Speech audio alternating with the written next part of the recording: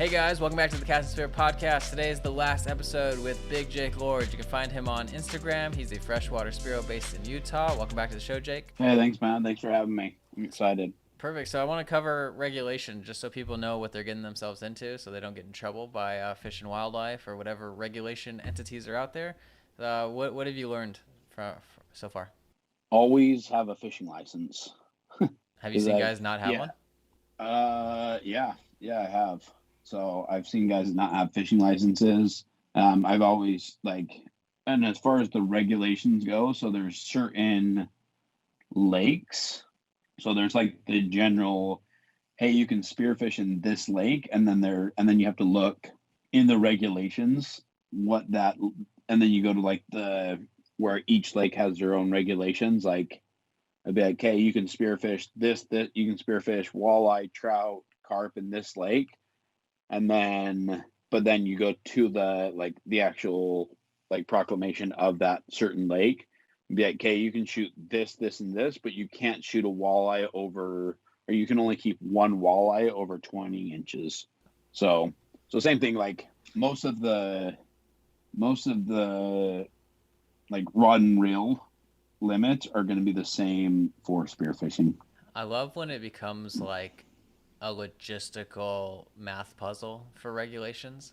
I think the worst I've ever seen it was when I was fishing in Alaska, where it's like you said, like every lake is different. There's always like these different slot limits. Everything you have to kind of like map out exactly what you're allowed to take. Sure. You're like, ooh, it's almost like I don't even know if I want to catch it.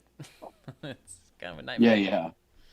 Yeah. And like there's even like I'll even go spearfishing out in Colorado, and it'll say it'll say that you there were certain lakes that'd be like you can't go spearfishing, and then there's some lakes that'll just not even specify it. Like there are some lakes that'll be like, okay, you can't go bow fishing, but you can go spearfishing.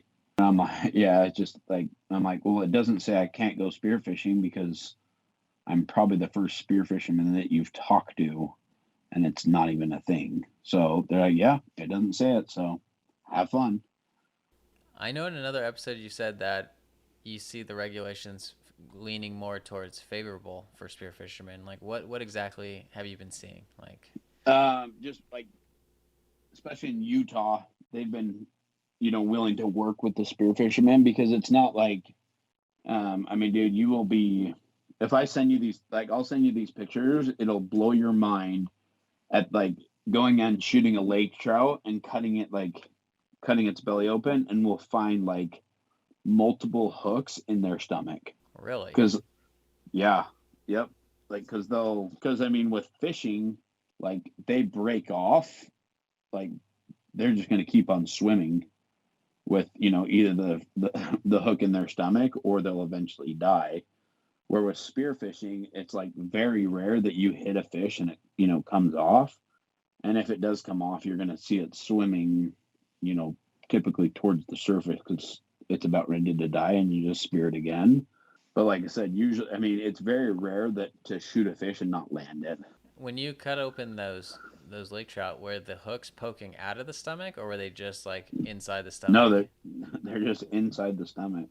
Wow, and they're not rusting out or dissolving? No, they're all rusted out. Oh wow, that's kind of nasty. Have you ever caught one where the hook is still in the lip of the fish's mouth?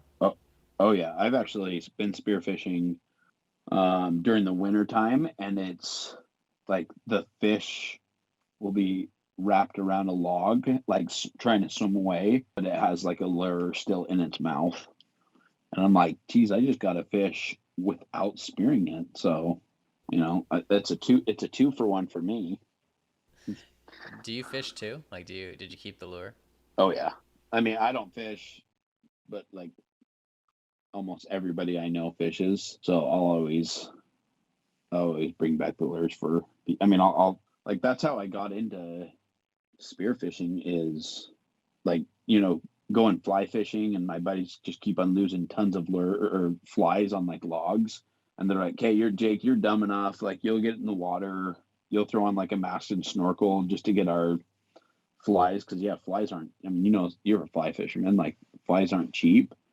And I'll literally put on the mask and snorkel, and it's like a whole different world. And I'm like, why don't I have a spear gun? Like, it's just, yeah. And they're just tons of flies, and you can see them like hooked to like a log or anything like that.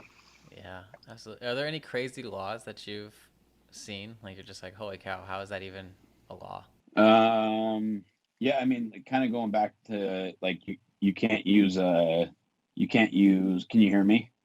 Yeah, yeah. You can't use a flashlight for spearfishing like during the daytime because there's 100% like holes out here and caves in the rocks that you'll find fish, but you can't see them. Interesting. And then I think you also mentioned offline that like free shafting, like you can or can't do that. You cannot, which I mean, anybody that free shafts is a total freaking gangster. Because like I told you, like you have to stone the fish, and if you don't stone the fish, like it's swimming away with $100 shaft. One shot, one kill. Yeah. Well, great, man. Is there anything else? I know we covered a lot this week. Is there anything else you want to leave our listeners with?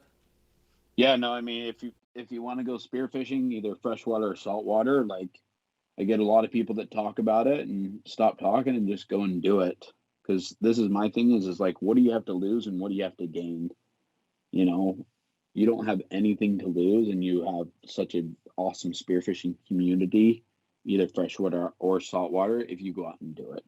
Absolutely. Well, my wife just got back from Utah and has sent me pictures and is trying to get me to go back. So now that I know that you're out there, let's go, bro. Come, got a free place to stay, so come on out. Thanks, man. I will.